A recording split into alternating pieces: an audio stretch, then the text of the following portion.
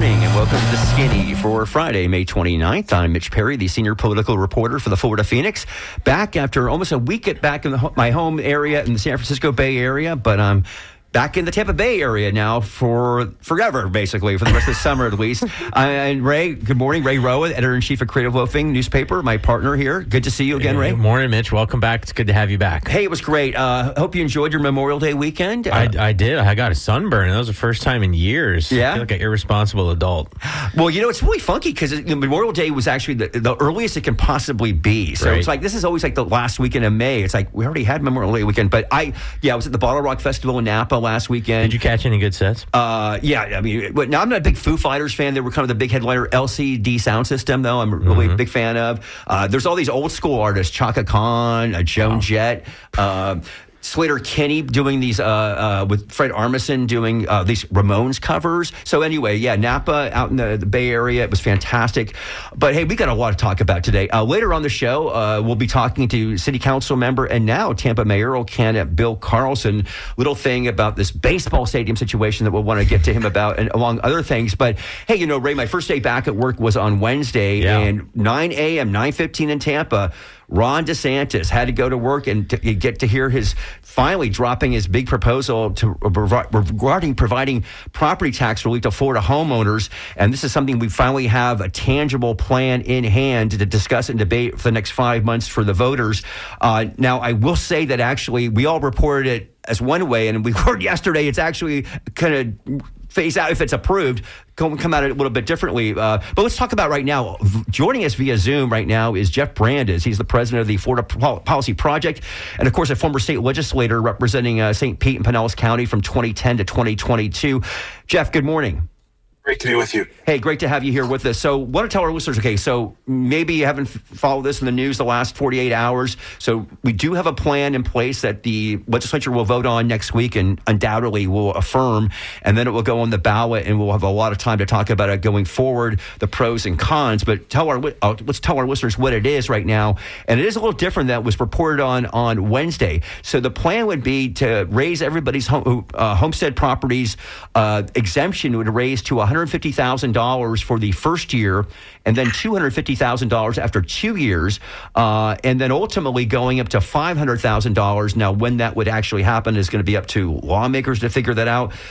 The $250,000 exemption, according to the governor's office, he says that will take up about 60%, get rid of property taxes for 60% of homestead property owners, and at $500,000, that would take up about to 92% of Floridians. And we should say, though, this is different. Okay, so the only thing we really had all year long so far was proposals in the Florida House, right? And there was ultimately a proposal passed in the House, but the Senate never came through, so we never really had anything tangible. But during the entire discussion, it was always said that this would be non-school property taxes, and also that police and fire it was written some of the legislation language that you could not reduce the funding for that. Well, that's out the window now in terms of what the governor has actually proposed. So, and some other things here we want to tell our listeners about. So there will actually, we're told there'll be a trust fund set up to assist with core local services. And that will be for, schools, police and fire. This really opens up a big Pandora's box. But Jeff, just initially, your first thoughts about this. I think there's lots of concerns with this legislation and this constitutional amendment. I don't think that the language of the constitutional amendment actually lines up with what the ballot initiative says. I think that you're going to run into all kinds of problems across the board as people dig in and begin to find out. I think there are pieces that are currently unconstitutional. I think the 5-year, probationary Floridian discussion where you don't get this credit and for 5 years if you come after January of 2021, 2027, right? I think that's unconstitutional. I think there's no discussion on non-ad valorem taxes in here. There's nothing that keeps a city or county from saying, well, we're going to do non-ad valorem taxes and everybody's going to pay the same thing. And so I think you're going to see some residents whose taxes could potentially go up under this scenario. So there's a lot of discussion. They've discussed core services, but they've left out constitutional officers. They've left out libraries. They've left out planning, zoning. All of these types of things that would be traditionally considered core functions of cities and county governments are somehow not covered by this. There's all kinds of questions in Tallahassee from the House and the Senate on this. The House has not even filed their bill, to my knowledge, yet. The Senate has filed the governor's bill, but is currently, I think, working on amendments to try to address a lot of these issues. But there is, and then there's this whole conversation around we're about to create a bunch of dependent counties, not independent, totally dependent upon the state for annual grants in order to fund their basic budget services. And so I think that's a sea change from the entire history of Florida, where these, people were elected locally, they were taxed locally, and the money was spent locally. Now, all of a sudden, the money is going to be collected from other jurisdictions and spent in certain rural jurisdictions. And there's just a ton of questions that go around this, right? So I kind of put out on Twitter my top 10 questions yesterday on how this plays out, whether this is a tax shift or a tax cut. Right. So. Right. In fact, we'll go over a couple of those questions here. And again, we're talking to Jeff Brandes from the Florida Policy Project about the Ron DeSantis new proposed property tax reform plan. And you mentioned it. One of the things in here says that it requires any person who establishes Florida residency after January 1, 2027 to maintain Florida residency for up to 5 years prior to receiving any increased homestead exemption. But again, the real issue is, and I asked this actually to the governor at the press conference on Wednesday, because we had heard he wanted to do this, and that is for some of these smaller counties, what were considered the fiscally constrained counties, 29 of them, many in rural parts of Florida. Would there be some funding set aside for them, which some people think is problematic because they would be dependent, as you just said, to the state government? And he said, no, that won't be for just fiscally restrained counties, constrained counties. It will be for everybody. But that's because it'll be for everybody, because every county, except maybe, I know you specifically mentioned Palm Beach as being well endowed and they won't have any need for this. But so many counties may, because there's going to be all these different functions that they're going to be depleted of that normal funding right now. You said you posed on Twitter yesterday several questions. One of them being, what exactly counts as a core service? You wrote police and fire are easy answers. After that, the politics begin. Is drainage a core service in a hurricane state? Stormwater, road maintenance, permitting, parks, libraries, transit, homeless services, constitutional officers. He says, you say the real fight will not be over taxes. It will be over who gets to decide what government is allowed to do. Now, I think that the governor, this is not going to be on this ballot measure in terms of what we're going to know that. And I know they're only meeting for a couple of days next week to approve this, rubber stamp it perhaps, or maybe we'll see more amendments that will address some of this.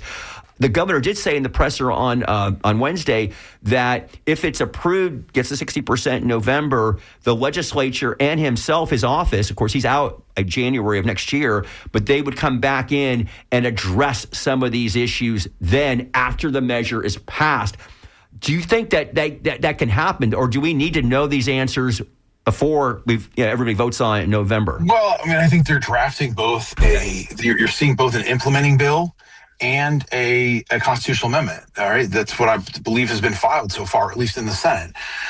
I think they may punt on the implementing bill. They may punt until after this passes.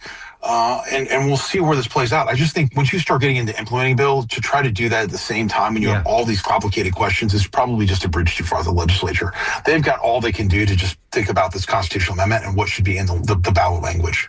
Yeah, and also you said, again, talk about this trust fund, right, which is theoretically the state will hold that, and the local governments can ask for funding. What funds a trust fund when Florida itself how that will be funded, because we've of course got $1 billion deficits coming up in the next couple of years. How will that be funded? Through sales tax, documentary stamps, debt, new fees, future growth? You ask about that.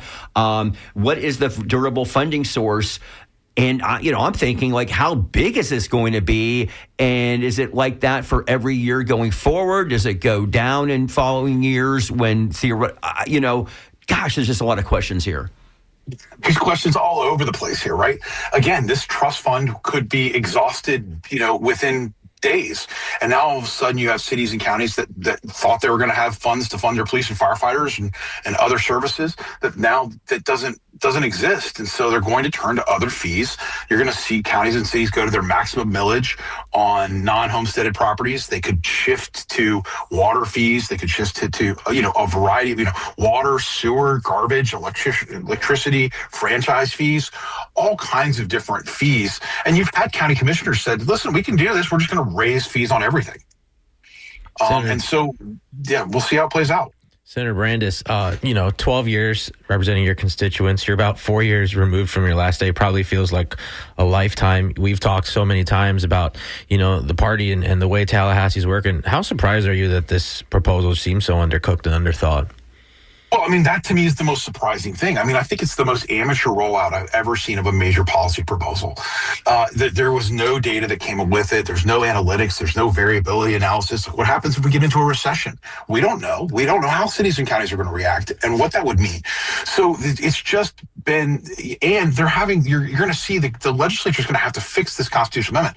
Understand, the governor's been talking about this for 15 months. It's not like he hasn't had time, but it seems like it's kind of held together with spit and chewing gum, and they've put this thing out there, and there's all kinds of constitutional issues, drafting issues, questions throughout the documents about how they're going to actually pull this off. Now, this will definitely, as we know, affect cities and counties. We've got a council member right here, Bill Carlson from Tampa City Council. Councilman, do you have any concerns you want to express right now? Yeah, we had a meeting yesterday. We had the budget folks from the city in, and I think the number for St. Pete came out at like $73 million, $76 or something million.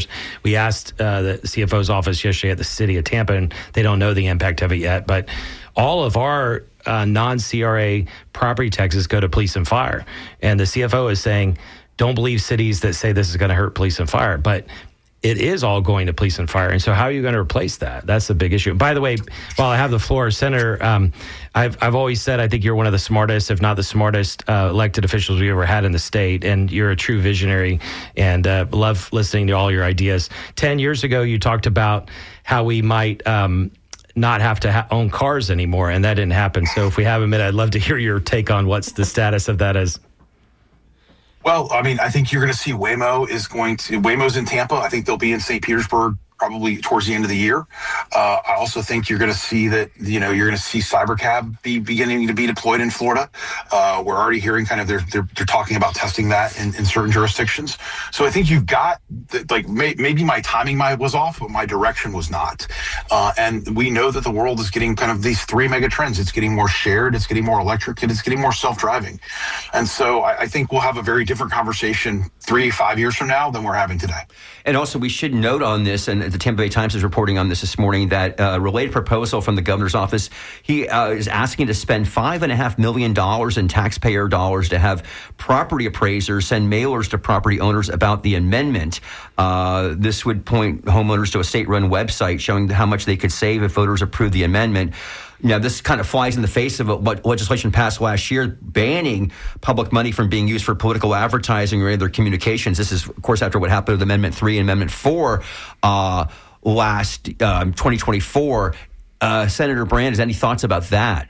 I don't think the House goes along with it. I think the House has drawn a hard line. Right. Again, this has to pass the House and the Senate. The House has taken a very different perspective. And frankly, the House, in many ways, has the high ground. They've already passed a bill. Right. They've already said, here's what we're willing to do. And, we may not agree with this. So there's a reason the House didn't just take the governor's bill and file it like the Senate did. I think they're being thoughtful about how this is going to play out. And they've got a lot of questions. The way I read the governor's statement is that he also said that he was not going to allow local governments to increase the property taxes for commercial properties. Is that that was just like an overall thing?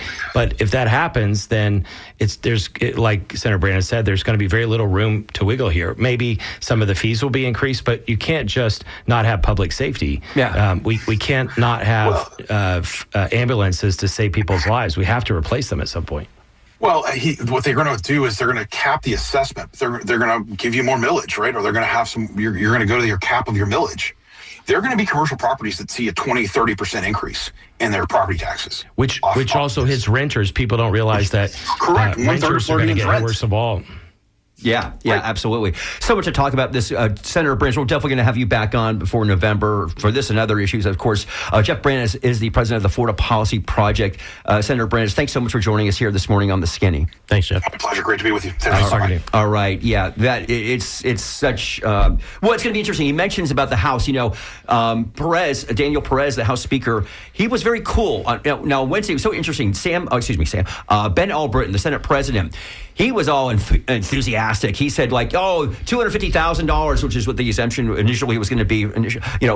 On the 250th what a better way to celebrate. Yeah, what a way to celebrate. And Perez came out with the House already passed something earlier this year, but we'll look at this and we look forward to talking about it. So it was a much more restrained response from the House. But look, it's going to pass the House. Okay, this is going to get on the ballot. I mean, it's just not going to happen. But again, the guardrails. Again, the legislature is only set to meet for 3 days next week, Monday through Wednesday. So it's not like they're planning to have this huge, robust back and forth, apparently. So anyway, we'll be all over. Have you all heard any recent polls? A few months ago, I was in a state meeting and they said 76%, maybe. Yeah, depending on the let me tell you, Bill Carlson, that yes, a majority of polls I've reported on this thing for over a year. Majority showed, some have been under that, but the question, I'm turning this phone off, is that does it get the 60%? And I have seen polls. I'm going to tell you a University of North Florida poll, which I think I mentioned in her story the other day. I don't know if they say that said 56%. The key is 60% of that. That's going to be the question, and it's going to be. Look, we know the Florida League of Cities is against this. Do they have the budget and other organizations who are going to be opposing this to flood the airwaves? Again, DeSantis, we just reported here, they want $5 million to. Now they're going to say this is informational purposes, and he said this the other day that there will be a website, and I think people are going to go, well, that's kind of nice. I can, if I'm a homestead property owner, what's my tax benefit going to be? That sounds user friendly, but where does it come in between information and advocacy? And that's what they argue was the reason why they threw these PSAs out against cannabis in 2024. And the legislature, the Republican legislature said, nope, we're not going to allow that again. That was egregious. And they passed that law last year. Okay. Yeah, I mean, it's so interesting that he also wants $5.5 million after the Hope Florida thing with the last amendments that he was pushing. So it's just... I don't know. Okay, now on to something else also similarly controversial. Okay, again, Bill Carlson. Bill, thank you so much for joining us here. Bill Carlson's been a Tampa City Council member since 2019. In fact, now of course he's a candidate for mayor. And I give Ray a bad time about this because Ray, especially when I was in Tallahassee, you had all these candidates. We're still 9 months away from the election. I'm like, let's focus on St. Pete, which is having an election in the summer. So I do want to emphasize more about what's going on in the city of Tampa right now than talking about your candidacy. Although obviously we will, because you are a candidate, and we've had WMNF, we've had other candidates on other shows here in the last few weeks who have said some things about you, so we need to bring that up. But let's talk about the story of the moment, or one of the big ones right now, and that of course is what's going on in the city of Tampa and Hillsborough County regarding the Tampa Bay Rays and their proposed public-private partnership to build a baseball stadium in Tampa right now. In a highly watched vote last week, you were part of the 4-3 majority, which narrowly approved a memorandum of understanding to keep what is now a $976 million public contribution to the stadium alive. Tampa and its community redevelopment agency would contribute $180 million, with the remaining $796 million for Hillsborough County. Now, you voted yes, but after the vote, you said there's a, quote, 99.9% chance that you will vote no when this comes up for a final vote. So, tell the listeners why you voted yes last week. Yeah, I told the Rays long ago that I was going to vote no on it. And there are two pieces. There's the city piece and the CRA piece. And so as I was looking at how the votes were going to go down, it looked like the deal would die on that day. And I wanted Hillsborough College in particular to have a chance to have another day to see where that would go and see how the community conversation would go. So I was not saying that I was voting in favor of the deal. I was saying that I just wanted them to have more time. But then I had told the Rays and I said to my colleagues, I'm voting against the CRA part of it. And as a result, we delayed it till June 11th. Right, that was yesterday. You delayed that. No, or last week. Yeah. That was during the... At the end of the meeting, the regular meeting last second week. Session. Last week, yeah. So let's break that apart. You're correct. So there's $80 million in community investment tax funds And then $100 million from city. the community redevelopment agency, or CRA. Yeah, so by law, the CRA is a totally separate entity, and the city council is by law in their local agreement the board of that. The mayor is not involved at all, and so there was a fatal error by the administration to not include city council in any of the negotiations. Don't they disagree with that? And so the Rays, they say the city council has been involved. What the mayor's office is saying is that we were offered a brief, and yesterday at the end of the meeting, I asked my colleagues, anybody can go watch it, it's at 1 hour and 2 minutes. I asked my colleagues, were any of you involved in the negotiation? And only one of them said yes. Who was that? Vieira. Okay. 3 of them emphatically said no, and 2 of them didn't answer. So the point is, the majority of city council members were not involved in negotiation for the city or the CRA. Well, guess what? The mayor is not legally allowed to negotiate on behalf of the CRA. Only the city council is. And had the mayor had a collaborative attitude to work with city council, maybe there would have been a different deal. And an example of collaborating or negotiating is that on the CRA board, we would like to extend the life of the East Tampa CRA. The community would like to extend the life of the East Tampa CRA.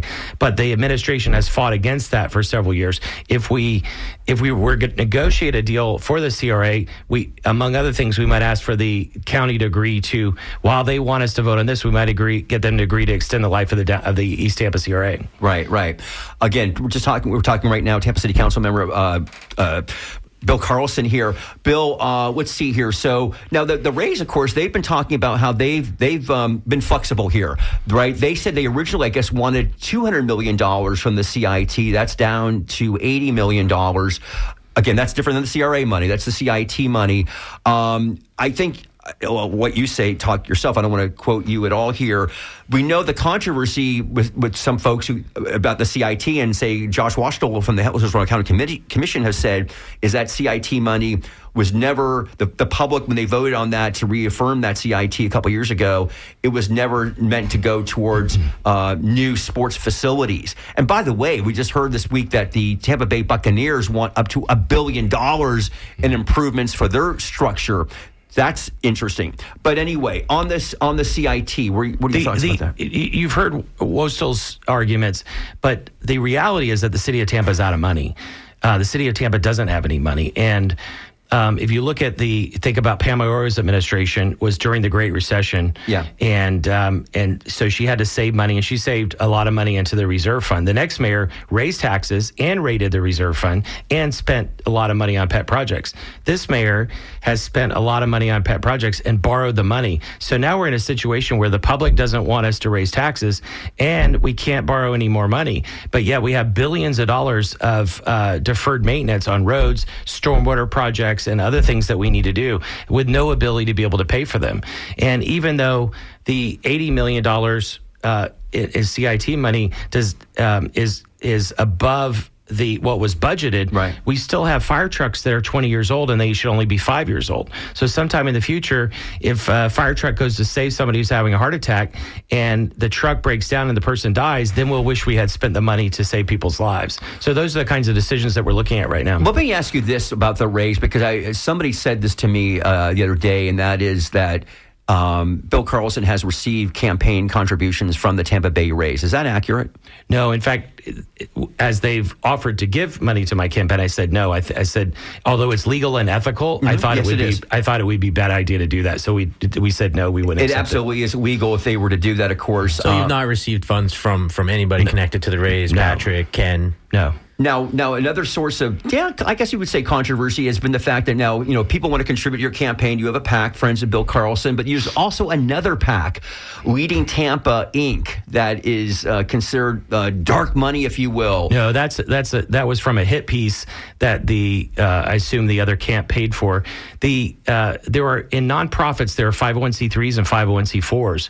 501c3s are nonprofits that just do good for the community and you get a tax break. 501c4s are like the Tampa Chamber, Tampa Bay Partnership, and others where they can advocate on behalf of issues. 501c4s cannot fund campaigns, so they can only fund issues and work on issues. Right. If you look at the address, what the reporter failed to write is if you look at the address of my firm and the organizations that we support lots of nonprofits, including Cafe on Tampa, Tampa Arts Alliance, and many others. And I hope that people in those organizations will support me, but you cannot legally give campaign campaign contributions to a nonprofit. All you can do is support their issues. Right. So Leading Tampa is not a PAC for your campaign. No, it's a nonprofit. Okay. All right.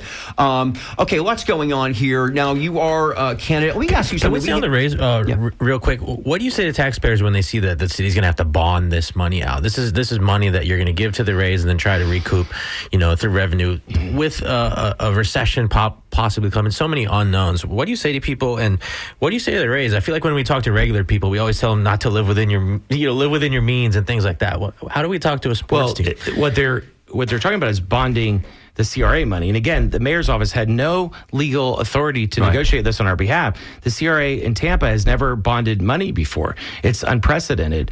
And they promised in an MOU to do that. And we should, we're going to meet on June 11th and we're going to talk about this, but it's not acceptable that the mayor's office would have done this.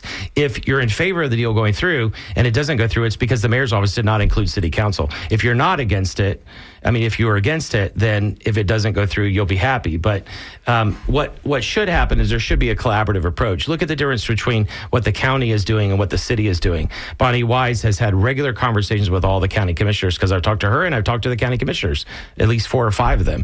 And they've known throughout what the deal was. And the best source of information for city council was talking to county officials in the raise, which is not what should happen. And that's because the current mayor's office likes playing politics instead of being collaborative. And that's not what we should do for our community. In the meantime, back to your question, they've maxed out our credit cards. It took us a while in city council to get transparency from them in terms of how much debt we have. But we finally found out that we have, as of the last reading, we had $3.1 billion in debt. And the budget of the city is only 1.9. And it's unacceptable. So whoever takes over next, city council and mayor, are going to have maxed out debt with no real ability to borrow money for anything, and no ability to raise taxes, and it's potentially facing the cliff that you just talked about with Senator Brandes. Yeah, absolutely. Okay, I think assuming that all the other votes stay the same, though, Councilman, if you decide to support this agreement, you could be the deciding vote here. What needs to happen on the raise side? What questions do you need answered, the big ones, for you to ultimately say yes to this? I've already said to them publicly and privately that I was voting no, and that's what I'm going to hold to. I'm going to vote no on the 11th on the CRA, and I'm going to vote no otherwise. I voted yes the other day just to give them and the community a chance to discuss this more. But if you vote no, this thing's dead in the city. No, they still Well, they could switch another one of those votes. We don't know if... Right. Nobody of the other votes did say that for sure they're not going to vote. You said publicly, I'm not voting for this again. The other ones have not said coming up. Right. So they're going to try to persuade one of these other no votes. The others. Miranda has said no. I think Hurtak has said no. Guido voted no. But you never know. If you start... It's not about what they would do for us individually. It's about what they might do for the constituents of each council member. So if they said, for example, we will agree to advocate to the county that the county put in the deal that the county would agree to extend the life of the East Tampa CRA, then that might help get somebody's vote. Right. The other thing is the downtown CRA does not have slum and blight in it anymore, and it's generating $30-40 million a year. Is that in Water Street area or Channel Side? Water Street by itself is generating. You have been trying to get rid of that CRA for a couple of years now. We can move that money to other parts of the city. Yeah, I want to move on because there's a lot to talk about. It's 11:34 right now. If you're just tuning in, you're listening to The Skinny here on WMNF 88.5 FM. I'm Mitch Perry with Ray Roa. We're speaking with Tampa City Council member Bill Carlson. Bill, last question about the raise, and then I want to, because so many other things going on in the city right now. What's this been like? And we could ask this of any of the county commissioners or city council members. You're here right now, so I'll ask you. Obviously, this is part of the job, and some other city council members in Tampa have never had to deal with this, which is this huge public, vote right now on the stadium. We've thought about the Tampa might deal this years ago. It didn't happen. It's on the 7 of you right now, the city council. What's your the calls, the emails? What's that been like? Have you been? Has it been nice and friendly, or how's that been going for you? No, it's the most negative, threatening emails that I've ever had sitting on city council. In fact, 2 of them I had to forward over to TPD, and it looks like it's being intentionally stirred up. My day job is I work for a PR firm, and I do advocacy not in Tampa but other places, and it's never a good idea to threaten and attack the people you're trying to get to vote on your side. because it makes them want to do the opposite. Yeah. We get threatening emails every day saying, if you don't vote my way, I'm going to vote you out the next time. Well, most of the people saying it don't even live in the city of Tampa. They're not voters in the city of Tampa. And also, I watched some of the tape of the last Thursday's meeting, and of course, you heard that directly from some people right in front of your face. Okay, so look, there's a lot of issues going on right now. I do want to bring this up, though. So we had Councilmember Hurtak on, and we did not, the Down and Dirty did with John Dingfelder a few weeks ago, and she talked about your candidacy, and so I wanted to give you an opportunity to respond to that. I think John Dingfelder asked Lynn Hurtak, so I think I'm paraphrasing John here, something about the fact that you are similar, you and Councilmember Hurtak are similar in some ways, both considered progressives. Now, she said he's not a progressive, talking about you. One, respond to that. Two, do you want to be known as a progressive? I'll just say this, by the way, living in the city in this area for 26 years, a so-called progressive has never won the mayor of Tampa election, at least who was running. Just going back to the record doesn't mean it can't happen next year. But anyway, and specifically, I think she was talking about a couple of issues. One of them was about the voting against the year of free fares for Hillsborough County's Route 1 bus line. But anyway, before we get to the specifics, the overall, how would you want to label yourself? On the buses, I've been involved in transportation for 20 or 30 years, and I know what needs to be done to plan. I literally helped write the 2035 transportation plan about 15 years ago. My belief is that instead of coming up with essentially publicity stunts for things that look good and make us look good, we should support systemic change. And I do a lot of things behind the scenes just because it's right for the community, and I don't post it on Facebook or Instagram. And one of the things I've done over the years is support several nonprofits, including Transit Now and others. And so you're saying, though, that vote were gimmicky to give free rides for people in Tampa, a bus for a year? During the Martinez administration, the Martinez administration got the state law changed so that the property tax rate was 9 mils back then, and he reduced it down to like 5 or 5.5. And he took that taxing authority and moved it to HART and moved it to the Housing Authority. HART right now charges $0.5 but by law or enabling act, they can go up to 3 mils. And so I was encouraging Transit Now and other activist groups to talk to HART about looking at how they can fund themselves through grants or through increasing their ad valorem rate and others. And Transit Now, Dana Lazarus is the current leader of that, but they led a strong effort with multiple organizations, and they got the HART board, even DeSantis appointees, to vote to increase the millage rate to $0.5. Right now, HART has something like $120 million. If they got that extra $0.5, they would have $240 million. The impact of that is so much more than one bus route. What we learned from the $1.5 million for that bus route is that when groups like Transit Now go on buses and promote them heavily, the ridership increases. We don't know for sure that the ridership increased because it was free or because they were promoting it heavily. And one of the proposals I made is, why don't we spend $40,000 with Transit Now, get Dana and others out there to promote that line or some other, and let's see what the difference is between heavy marketing and making it fun and useful to ride on buses versus just making them free. When Councilmember Hurtak came back a year later and asked us to fund a pilot on increasing the frequency on Route 1. I voted for that because I thought it was okay as a pilot. What I didn't want to do on Route 1 is to set expectations that it would be free forever, because ultimately HART has to do that. Right. Another specific issue that she brought reference to, saying that it was not a progressive vote, was voting against an increase in sidewalks. I believe that was the other mention. That's just not true at all. When I first got on council, I made a motion to within 6 months or so, because of sidewalk advocates, I made a motion to create a citywide sidewalk plan and a citywide bicycle plan. And the mayor took those and said, I'm going to include them in my Tampa Moves plan. And they kind of half-heartedly included them. But if I win in a year, we're going to have a specific sidewalk plan, a specific bicycle plan. Let me stay on transportation. Listening to Bob Buckhorn on the morning that he announced, he said, if we don't address transportation, we'll end up like Atlanta or Miami, and we don't want to do that. Obviously, we want to get people on buses, Bill, but should you become mayor, what can we do about transportation at this point? Because the 20-minute town thing is way over now.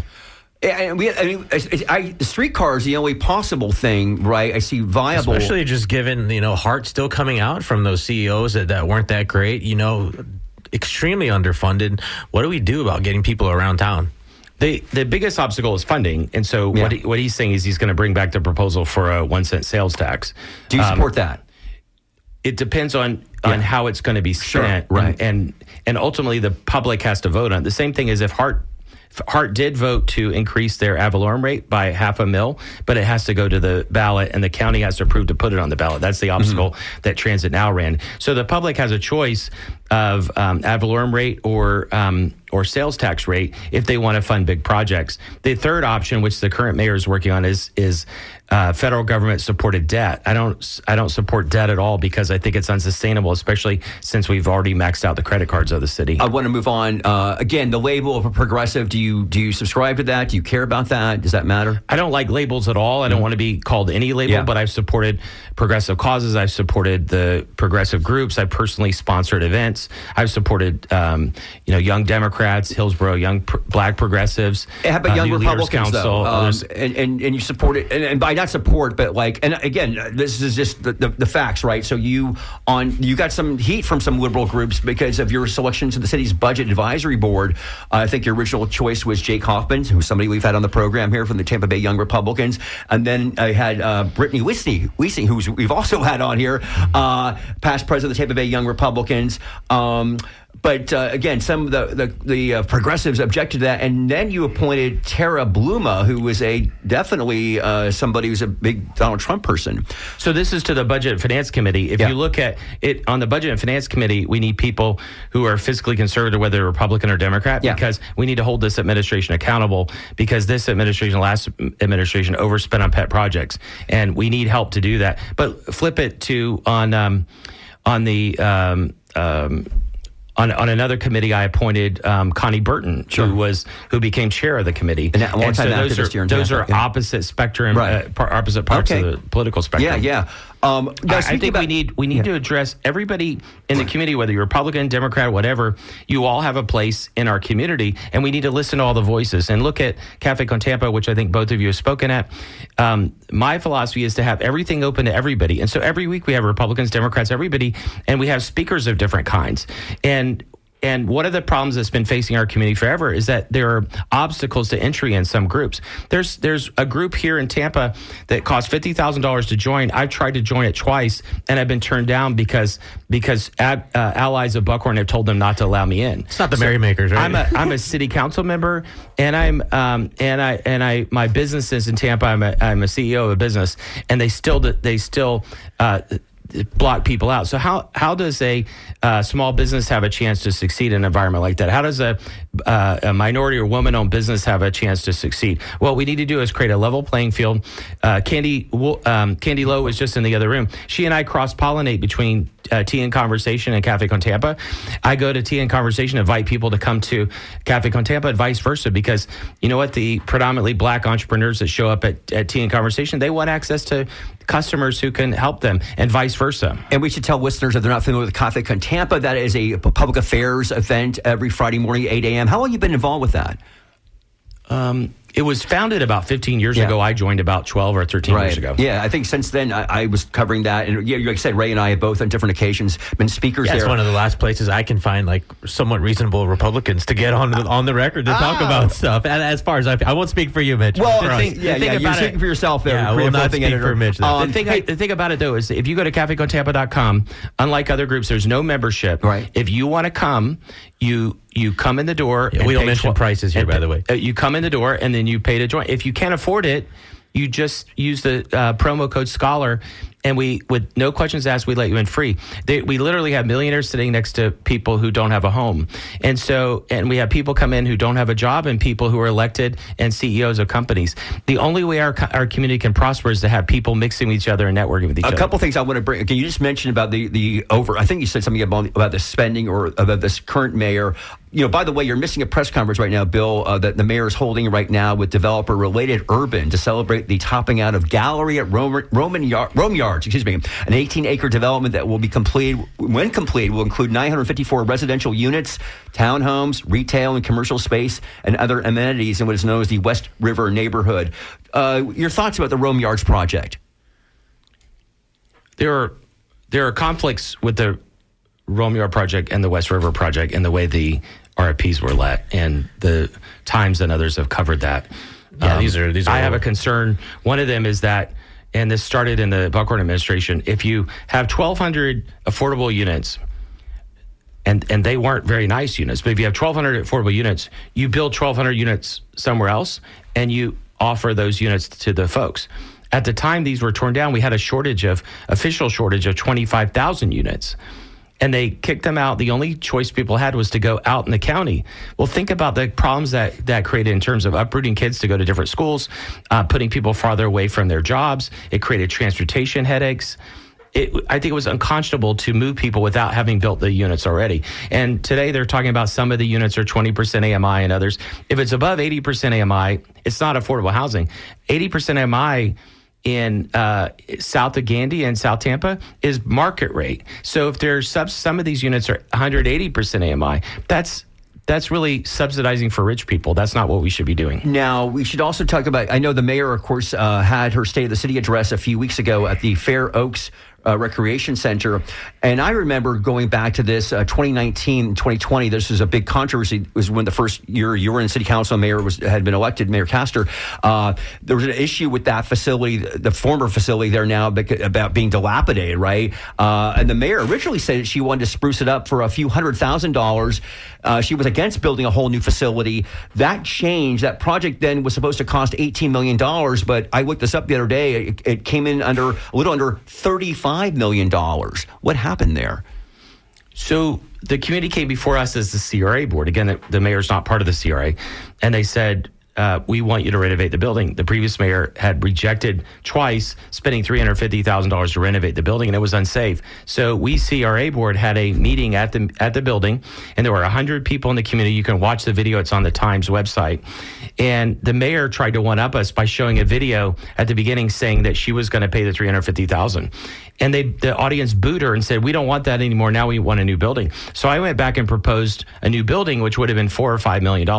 So she slow walked that for about 6 months and then came back and said, well, now I have this new idea that I want to build a regional park, and it's only $18 million.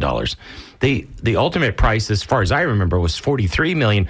And then she's bonding it, which means it's going to be more like $80 or $90 million, not including the maintenance of it. And my point is that the parks all over the city are falling apart. The budget for the city allows for repairing parks across the whole city is $5 million. The other parks in East Tampa are falling apart. So I said, why don't you spend $18 million on this park, which would make it one of the best parks in the city, and spend the rest of the money on all the other parks in East Tampa? But instead, they built one park, and guess what? Gentrification is happening around it. What we should do is improve the lives of people throughout the city and equitably invest the money, not just spend it in one or two places. Councilman, you talking about the Rome Yard, you kind of invoked the RFP process. This reporting feels so old, but it's like we were talking about the scoring criteria changing on the RFP. I remember just having to weed through all that in City Hall. It's no secret that you've been critical of this mayor, Mayor Jane Castor, the mayor before her, Bob Buckhorn, who would like to return to City Hall. But what happens when you're not a councilman and you do become mayor? What do you do in City Hall to change the culture there? Like, what kind of mayor will you be? Like Bob Buckhorn said, he expects city council members to stay in their lane. And what kind of mayor are you going to be? It's ridiculous. In any organization, you have to negotiate. You know, in the corporate sector, if you're the CEO, you still have a board you have to answer to, or you have customers you have to answer to. And this is the problem. They don't listen. The customer service systems don't work at the city, and they haven't in the last two administrations. I talked to Dick Greco about this. I talked to Sandy Freeman and Bob Martinez. They used to pick up the phone and talk to the city council members, and they would set up meetings with them. What the last two administrations have done is if they could count to four, they ignore everybody else and they politically fight them. Well, that's not the way you get support and votes. A couple years ago, the mayor asked me to support her budget. So I said, okay, I'll do that, but I want you you to remember that on the other side. And she immediately, her people started attacking me again. Like, this is not creating a hostile workplace and a hostile environment for everybody is not acceptable. You see, the city has had several lawsuits because of the hostile workplace. And I've tried twice to create a whistleblower process because I have so many employees of the city, current and former employees, calling me, accusing the city and the mayor herself of doing dreadful things.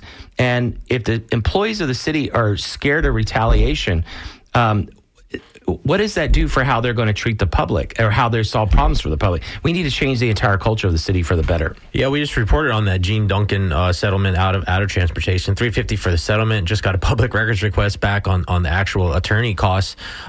Will you create a whistleblower department? How are you going to change that for folks at the city? You have police recently who feel like they can't speak out.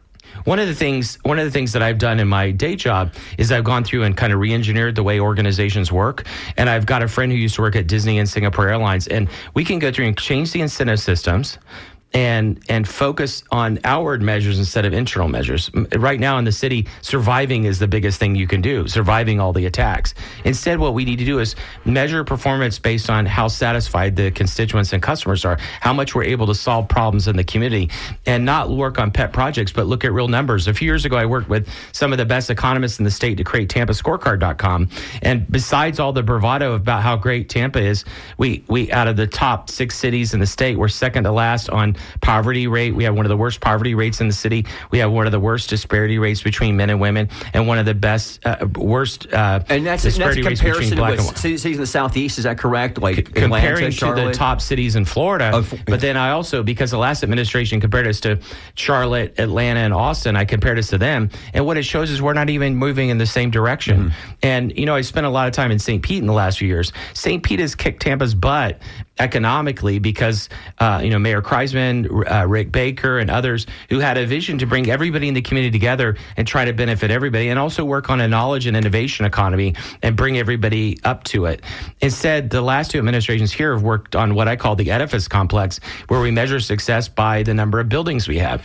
No great city in the world measures a success by the number of new buildings. Again, for our listeners right now, if you're just tuning in, it's 11:52 here on 88.5 WMNF. We're speaking with Tampa City Councilman Bill Carlson, who announced, did Bill, who was a candidate for mayor, we'll get that out there. Did you want to, this is, certainly I've been, again, here for 26 years, follow the elections for mayor. We've never had so many candidates announced so early in the cycle, as it were. Did you ideally, the former Mayor Buckhorn announced about a month or so ago, Lynn Hurtak, as we mentioned earlier, came out, I think, a couple months ago at this point now. Was your timetable, because we've known, but most people have known that you were going to run when your city council tenure was up. Was that sped up a bit because of other ancillary activities amongst other candidates this spring? No, it was slowed down. Actually, I was going to file in September last year. Oh, last year. Okay. And then Buckhorn did some fake announcements over the summer, and the feedback was all negative. And so we just said, let's sit back and wait because it's all negative. And in early April, we were finally ready to launch. Okay. And so on Saturday, I sent out a teaser, and it went viral to all kinds of places. And we were ready to file Monday, Tuesday, Wednesday, whatever. We were flexible. And suddenly Buckhorn announces on Monday. And we don't know whether he was reacting to our teaser or whether he had planned that out. But anyway, we saw that, and there were thousands and thousands of negative comments. And so we waited a day because we thought if we launch, we might get caught in that backswell. So then we launched on Wednesday. Ours had thousands and thousands of positive comments, and our video went viral. And now you see yesterday, you see there's a push poll put out by the Buckhorn campaign that is looking to try to position himself, because obviously he's worried he's losing. He's ahead in the fundraising, but he's not popular. People don't like him, and they don't want him back. And so the question is, at this point, I think most people who are really watching it on the ground, you have to be on the ground and listen to voters. Most people on the ground think that he's irrelevant and he's not going to win. All right. Well, let me ask you. Go. I just want to say that we have not invited former Mayor Buckhorn on, but we will immediately. I'm pretty sure I asked him on the street to come on because I see him walking around a lot. He's always downtown. Let me ask you, these polls, when you get by him the way, on I've been your phone, inviting him to a debate for like 5 or 6 years, maybe longer. I've said through intermediaries, your charity I'll let all the money go to your charity or his favorite charity. Yeah. All you have to do is get him on the stage. But he won't debate me. Well, and he okay, knows that's going to happen because he later knows this year, that I'm sure. he's Mitch, not going to have a I'm in chance. this poll right now because when you get these polls on your phone, they're Yeah. like the ultimate, like candy, right? You're doing them, and I'm 45% through, and it's asking me to go through these folks, and it says if there's 5 candidates remaining, who would be your second choice after I selected? I'm just going to be full disclosure, just trying to do different answers. Selected Lynn Hertzak on the other ones. They've eliminated her. So there's you, Bob Buckhorn, Gary Hartfield, Bob Henriquez, who hasn't announced yet. People say he will. Yeah. Taryn Sabia. If I select Bill, it goes to following up member Bill Carlson because of payments he receives from his business clients has been unable to take votes on a significant number of important issues, including education, electric rates, and development projects. In addition, while he criticizes Mayor Castor for lack of transparency, mayoral candidate Bill Carlson has opened a secret money committee, we addressed that earlier, to hide whether businesses and developer interests are funding him.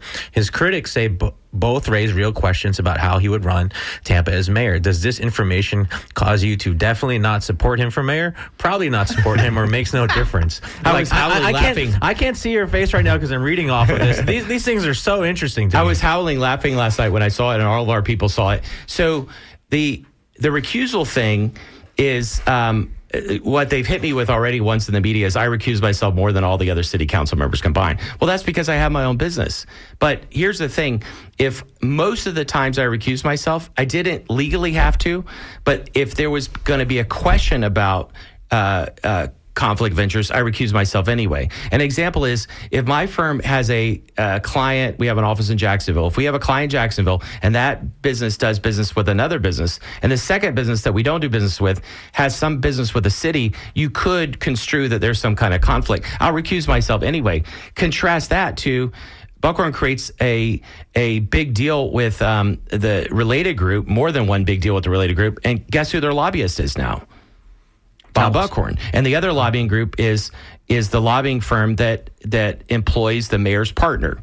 And so I recused myself to make sure there's no perception of a conflict. Yeah. But he gave a sweetheart deal to the Related Group, and now he's a lobbyist. It is interesting because early in the administration, or a couple of years ago, somebody from the administration, when I was, I think of Bay News 9, talked to me, and they brought this issue up. That's always been a favorite issue of, frankly, the Jane Castor administration in criticizing you, is trying to think that's a vulnerable point that you have, set, what's the term officially? My feedback is, why has the mayor never recused herself? When she led the effort on the Related Group project, her partner was quoted in a story about the Related Group, and she never recused herself. Okay, but let's get back to you, though. I mean, again, because I find it interesting that the administration and maybe now Bob Buckhorn, they want to hit you with this as this being a weakness on your part. As you have explained here, you're doing it at an abundance of caution, not to be accused of conflict of interest. Again, I guess the point, which I guess they're trying to get at, is that you've got, through your private interest, too much significant enough that it takes away from your duties in leading the city as a public official. The way they're so afraid of me winning that if I vote yes on something, they'll criticize me. If I vote no on something, they'll criticize me. But what it does is it hides away from the fact that they're doing things that are at least unethical and maybe illegal. And we need to shine scrutiny on that. And by the way, I've already announced that I've already engaged in an agreement to sell my shares of my company. I'm not going to be employed by my company once I get elected. There's going to be no conflict at all, because the number one thing for me is ethics. So whatever they say is moot anyway. By the way, I went to the Ethics Commission when I first got elected and preemptively got them to tell me what I can and can't do, and I follow that strictly because I have very high ethical standards and they don't. I know we're running short on time. I want to ask you just real quick. I know it's kind of short. Will you commit to increasing access to public records? I feel like, you guys on council used to get this report of all the open and closed records for the week. Once I started asking for that, they stopped giving it to you. Would you make it easier for people to get public record at this point? I know that staff has to do a lot of work to make that happen, but I think a lot of people feel like a lot of records should be a lot easier to access. I totally agree. And some cities have them automatically accessible online. And you will work to do that? Oh, absolutely.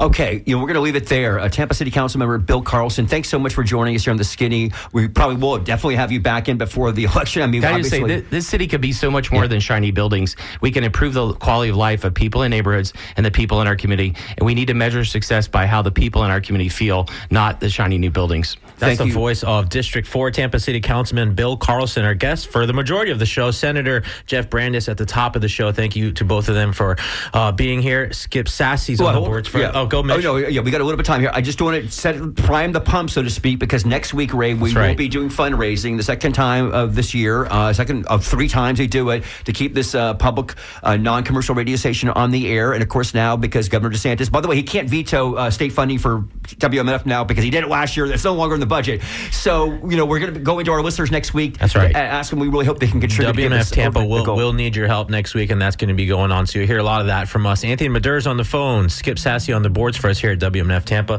Joellen Schilke is in Studio 1 with Art in Your Ear. She will be on for you after 5 minutes or so of NPR News coming up here in 30 seconds. This has been The Skinny. On behalf of myself and my co-host Mitch Perry, thank you so much for listening. Thank you for supporting this community radio experiment, and we'll see you next week. And get ready to give us money for the fund drive.